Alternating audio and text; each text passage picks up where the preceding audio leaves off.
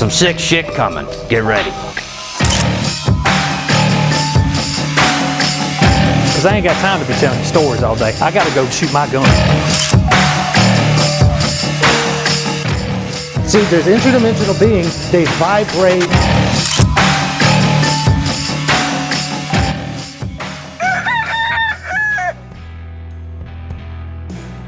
Hey everybody, Fox here. Tonight we've got a sick episode for you, dealing all about cannibalism. Hey, welcome back everybody. My name's Detective Richard Cox. In case you didn't know, I run the place around here at Great Falls PD. Sprinkle is the captain, but all he does every day is just eat a bucket of chicken and drink a liter of scotch. Today's case is the case of Issei Sagawa. Now, if you got a weak stomach like I do, doctor says I got the GERD, you may want to proceed cautiously on this one. So come on in, get comfortable, grab you some popcorn, maybe some corn, and you'll find out why later. Let's get her going.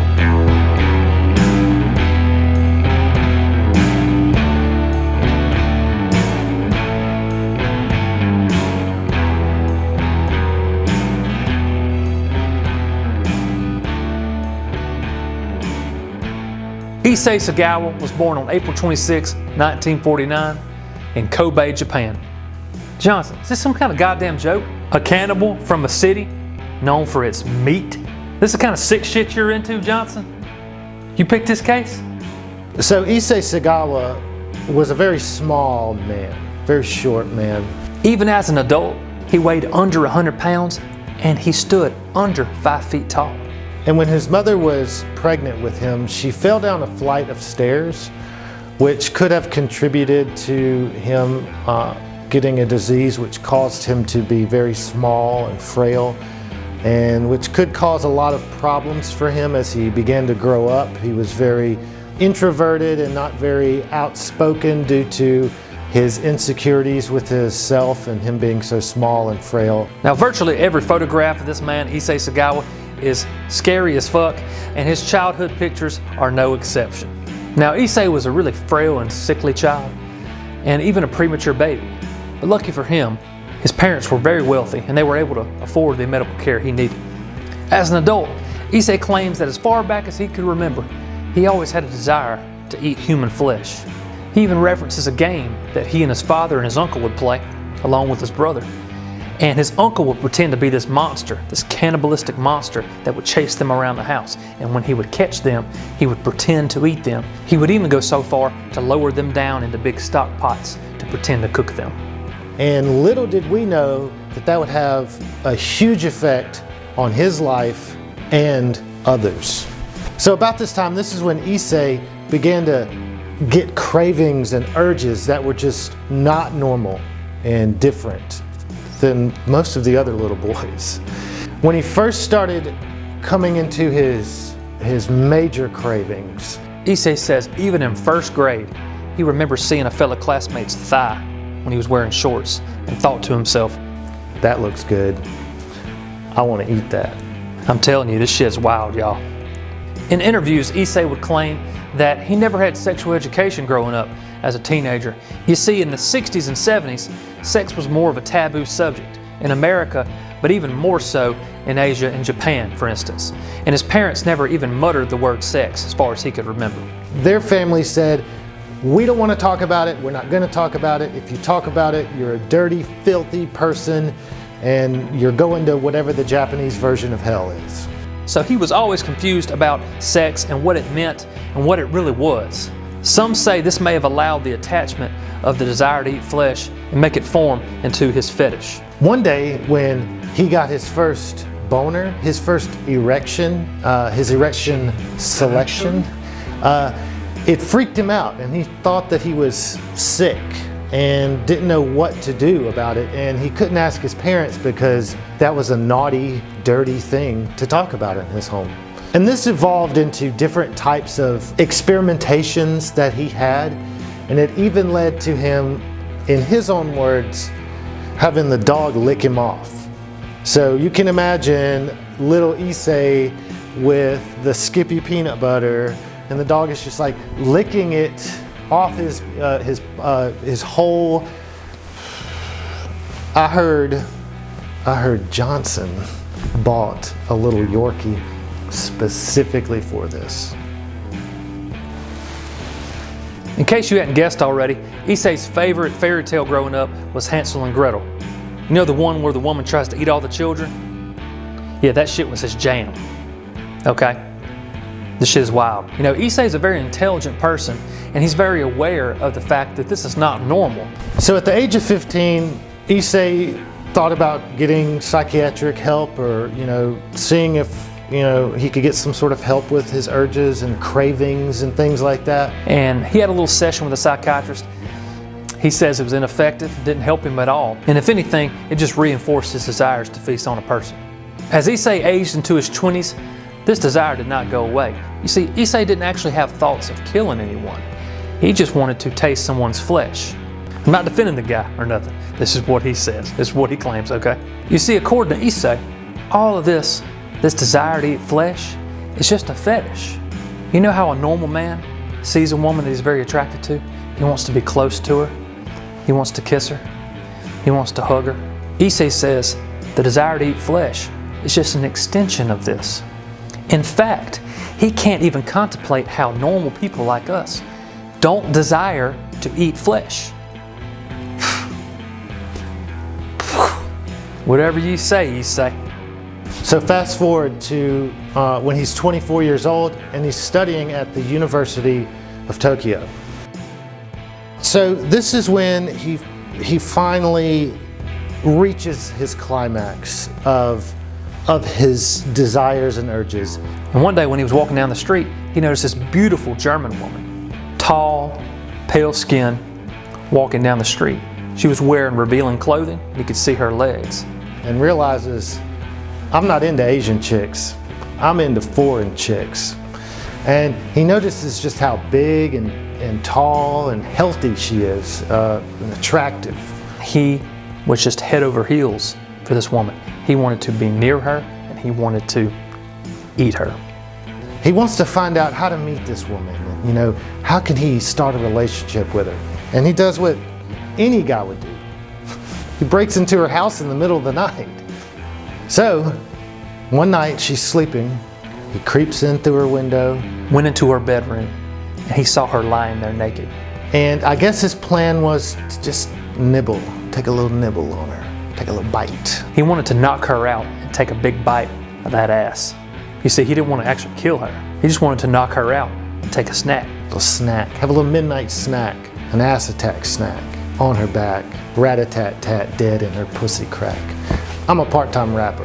Issei, like I said, Issei is a very intelligent human being, but like a lot of people, he lacks some common sense. So he grabs the nearest item, an umbrella. Now, maybe you could knock out a 4'5" person with an umbrella, but this was a grown German woman, probably near 6 feet tall. He ventured to her room with that umbrella and woke her up, accidentally touching the bed sheets. Well, she woke up and started screaming, naturally. Ah! She saw this little tiny Japanese man in front of her, and she just whooped his ass. She straight up whooped his ass. You go, girl. She should have ate his little ass. You know what I'm saying? So she calls the cops. Cops come and pick his little ass up, and they charge him with attempted rape. Now, naturally, Issei's not going to be like, I wasn't trying to rape her. I was trying to eat her. And not in the good joyous, spelling his name with his tongue and shit, literally eating her. He's not going to say that. He's going to keep that shit to himself. So his dad was a publisher of one of the largest publishing companies in Tokyo. They were loaded, and his dad paid the victim an undisclosed amount of money. And Issei barely got a slap on the wrist for this crime. Issei possessed these burning urges to eat a person his entire life. And at the age of 32, in 1981, he would literally and figuratively pull the trigger.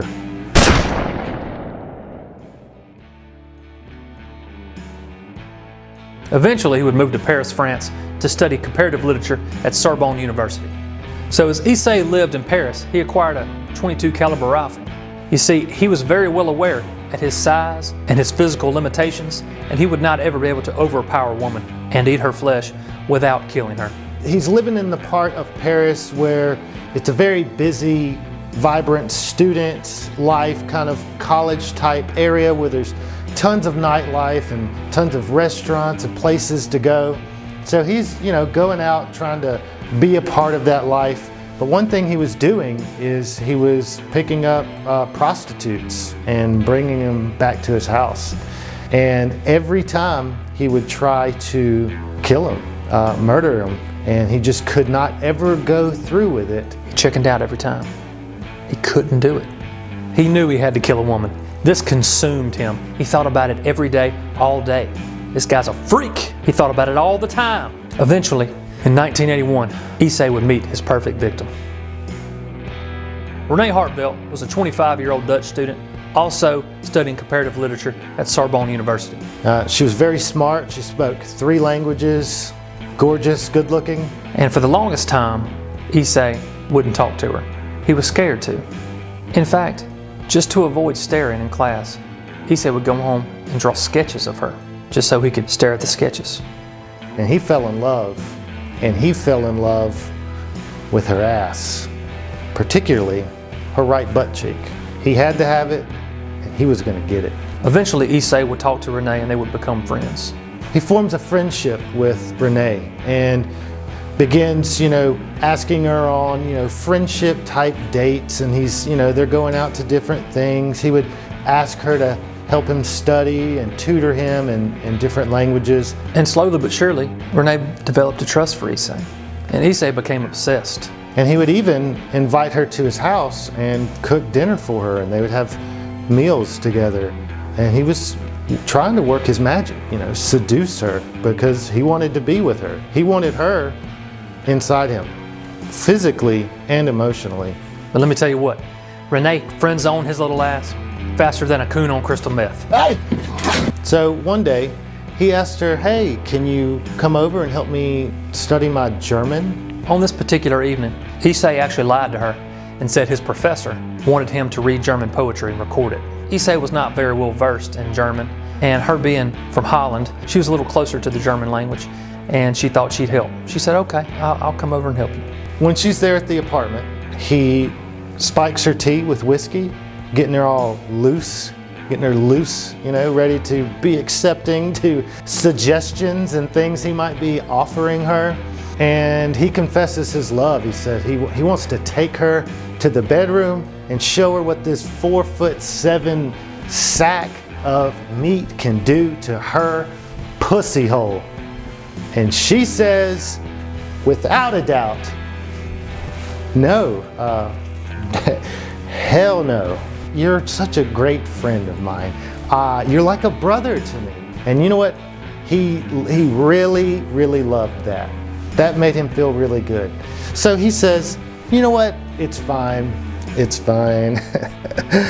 It's fine. I'm gonna get you. It's fine. So I'm gonna take out my tape recorder, and could you just record yourself reading this German poetry so I can have it for later and listen to it later? Could you also turn your back to me and sit against the wall while doing it after I just confessed my love to you and you turn me down? Everything's cool, right? I'm not creepy. This isn't weird. This is completely normal. You're at my house. So she does it, and that was a mistake.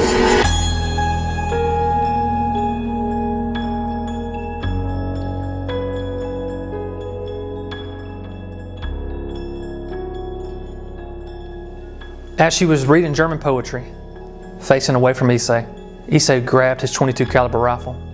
Issei walked up behind Renee. He pointed the gun at her neck, and he pulled the trigger.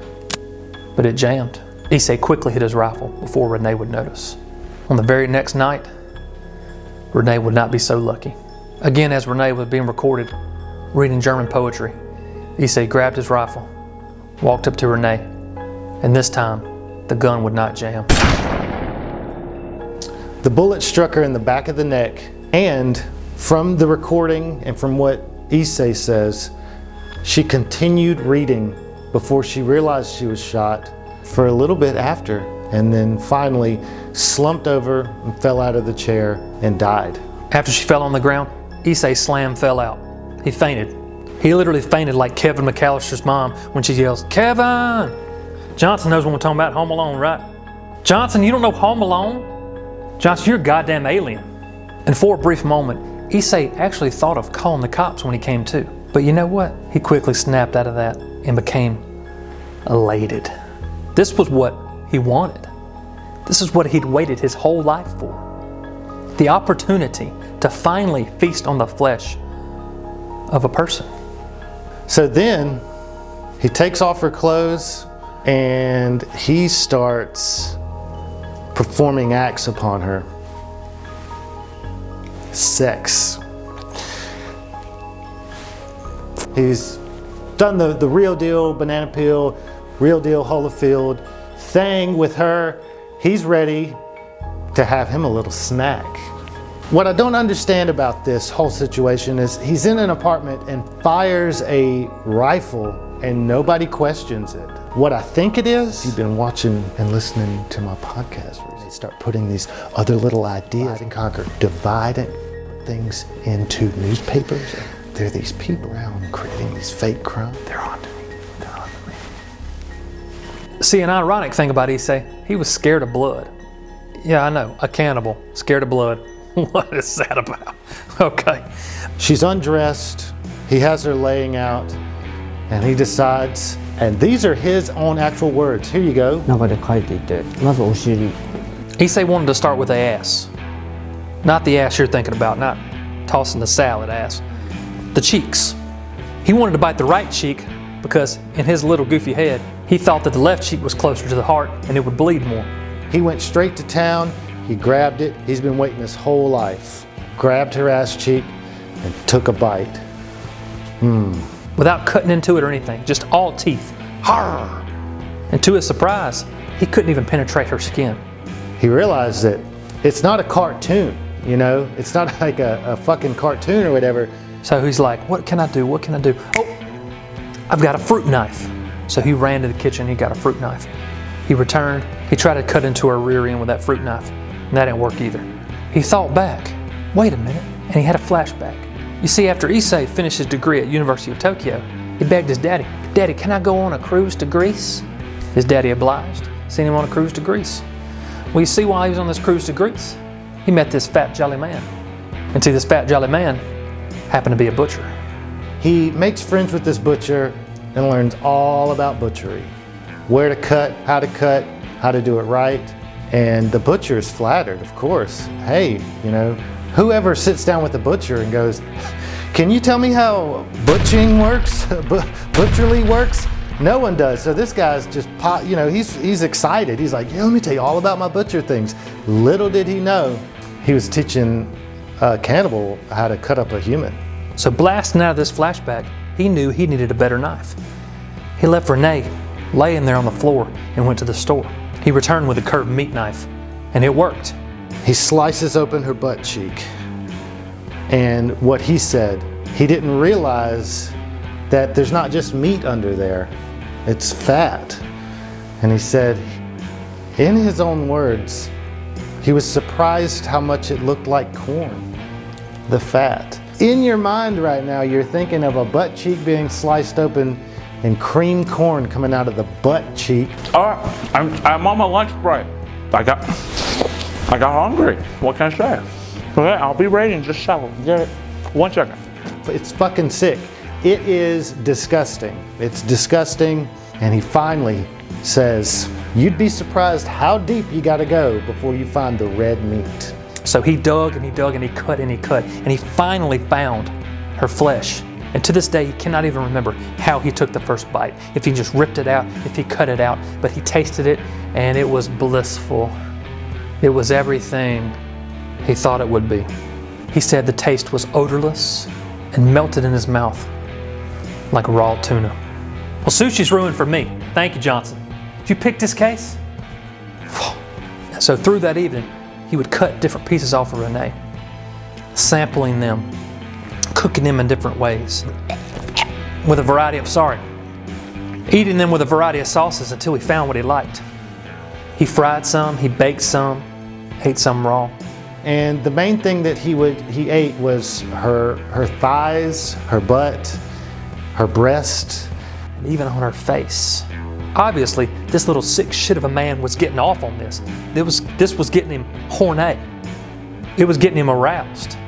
He even brought Renee's body to bed with him that night and slept with her in his bed, all cut up and shit. And sleeps with her, cuddles on her. He's sitting there with this dead woman in bed with him, and he even finally tells her that he loves her. Isn't that sweet? It's like The Notebook here, you know? There's like songs playing, it's like, what do you want? And he's like, I want to eat you. And she's like, I love you. And he's like, I love you too. He's a psychopath. Get that weird look off your face, Johnson. Goddamn weirdo. Y'all keep an eye on Johnson now. Whew. I'm crazy, and I'm calling him crazy. I've seen interdimensional beings. This dude's a crazy person, not me. This weirdo even took pictures of the entire process. He snapped photographs as he was cutting her up, even as he was putting pieces of meat on plates. You can find those pictures online, and they are graphic. I would not suggest you go searching for them unless you're into that. Corn and tuna are probably two things you're not going to want to eat for a while after all this stuff. So he fixed it on her for 2 days, even at one point upgrading to an electrical carving knife. He then bagged up pieces that he wanted to save for later. He put those in his fridge and his freezer, and the decomposition process started. Flies started coming in. He knew he had to get rid of this body. He knew he had to hide the evidence. He further dismembered her and even went and bought 2 suitcases, brought them home, packed her body parts, torso, head, in these suitcases. Zips them up, calls a cab, and he's going to take her to the park where he's going to dump her body in a lake. And he walked outside, and to his surprise, it was still very daylight outside. You know, he forgot this was June, the longest days of the year in Paris. Whenever he calls the taxi cab guy, he shows up. And the cab driver got out, grabbed his suitcases for him, and no shit, guys, no shit, this actually happened. The driver, as he picked them up, he was like, these are heavy. What you got in these? A dead body? Yeah, he's got a dead body in here. What are the chances of him saying that? And Issei was like, no, they're books. Yeah, I do. I invited her over for dinner. She read me poetry. I shot her. I cut her up, ate her, slept with her, told her I loved her, ate her some more the next day, and here we are. Can you take me to the park down on West 5th Street? You never know what's going on around you. So he drives up to the park, gets out of the car. And like I said, it was still daylight. There were people still out sunbathing, still people out doing activities, sports, throwing frisbees and shit. He was fucked. And he's carrying these 2 big suitcases full of body parts. He's a tiny little guy, and everybody is just watching what this guy's doing. What is he doing, you know? This is something you notice. A little tiny Japanese man dragging 2 heavy-ass suitcases through the grass, through the park, towards a lake. What the hell is going on? He finally finds a spot kind of secluded. He's so weak from being, you know, the little weak guy he is, that he decides to take a break. You know, kind of walks off, leaves the suitcases where they are. And he sat on the embankment of the lake, and it was just the most beautiful sunset he'd ever seen. It was beautiful, bright and red, and he couldn't take his eyes off of it. He was mesmerized. And out of nowhere behind him, he heard a man's voice. He snapped out of the daze he was in. He looked behind him. It was a man looking at his suitcases, and he was about to open one. And he looked at Issei and he said, Hey man, these your suitcases? Off the cuff, a quick response, he says, oh no, those aren't my suitcases. That was a mistake. That's when everything came unraveled. And he had only taken a few steps away when the man opened up the suitcases, saw the bloody bed sheets, Renee's head, her dismembered limbs, blood everywhere, and the man yelled, "Murderer!" And Issei knew he was in trouble. Issei books it, runs away. Police were soon on the scene, and they asked everybody around the park what they had seen. And obviously everyone said a tiny Japanese man was carrying these 2 big, huge suitcases that a body was found in. They knew it was a small, petite Japanese man. So they knew almost certainly this man would have had to have hailed a cab and had a cab bring him to this park. They started asking cab companies and the cab drivers. Finally, they found the driver that drove Issei to the park. He said, yes, I actually thought there were dead bodies in there. It was so heavy. And he's arrested 2 days later, where he straight up admits to the whole thing. He says, I did it, I ate her, I slept in the same bed with her, all that, you know? And the thing is he's so aware of it. It's not like he's a crazy person that doesn't understand what he's doing. He's like, yeah, I ate her. I killed her, I ate her, and I'm not really regretful. I did it. I wanted to eat her. That's what I've always wanted to do. So investigators booked Issei for murder. Issei is such a tiny, unimpressive, non-threatening man that the cops did not even handcuff this man after they arrested him for murder and eating a bitch. Issei would stay in jail for a little while here. Again, he called his rich daddy. His daddy came in, got him the best lawyer money could buy. The lawyer got in cahoots with the judge and convinced the judge, hey, we're talking about a crazy man here. They even got 3 psychiatrists to interview Issei, and the psychiatrist ruled that Issei was truly insane. He would not even stand trial. The judge ruled he was unfit to stand trial, in fact. While he's in this mental institution, a Japanese author comes and interviews him, and he tells him the whole story. You know, he's already admitted to it, so he can talk freely about it. And he writes a book, and the book becomes pretty popular.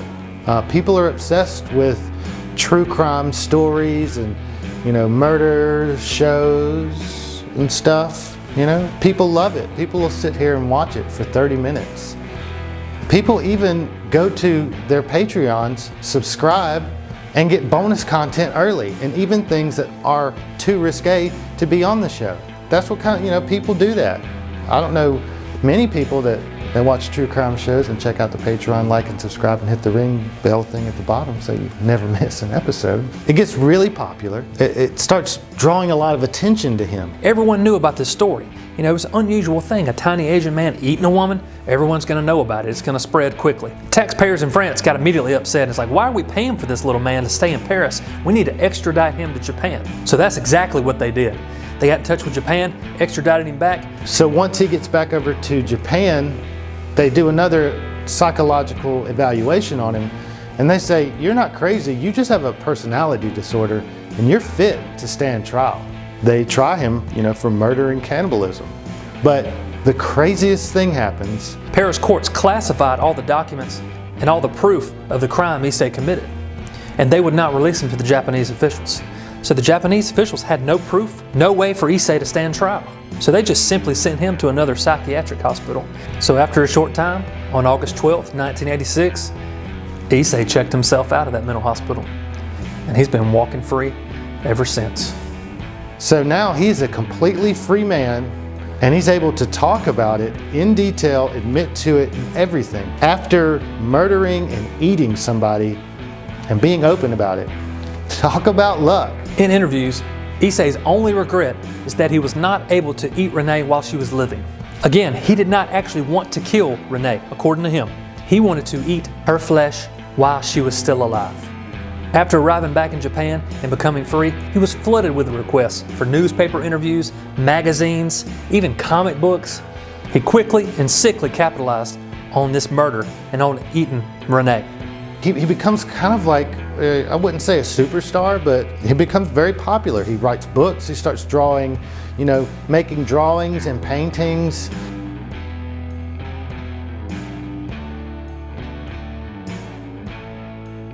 He sells them and he makes money. He even became a food reviewer, the cannibal food reviewer. He's reviewing restaurants.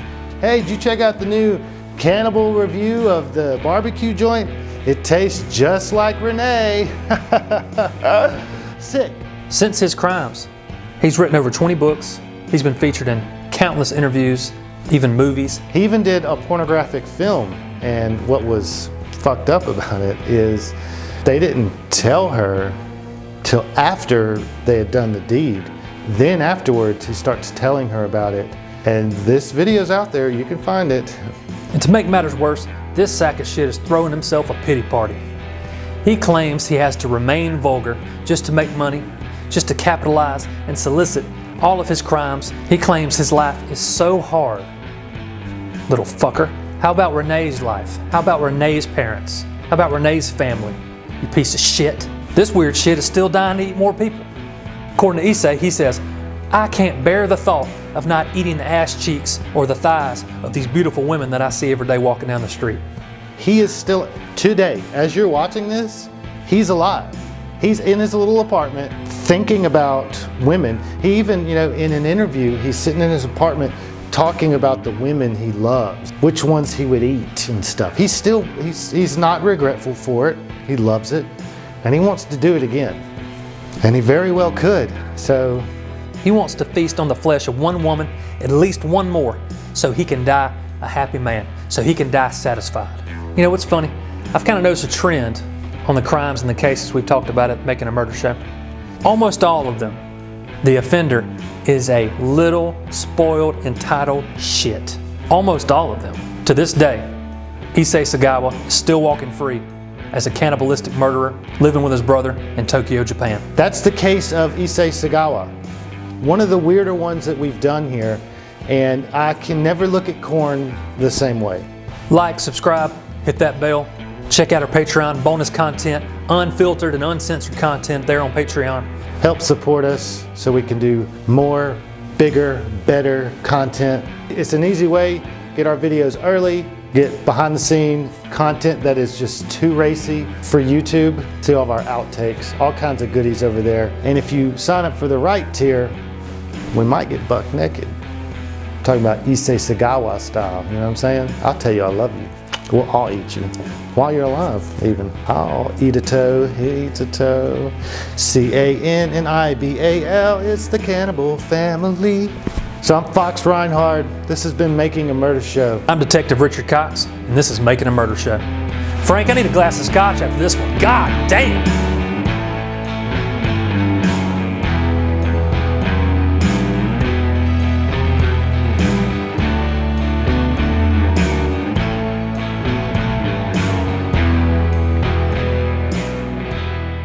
You never know what little dude is gonna want to cut you up, fuck you, and eat you.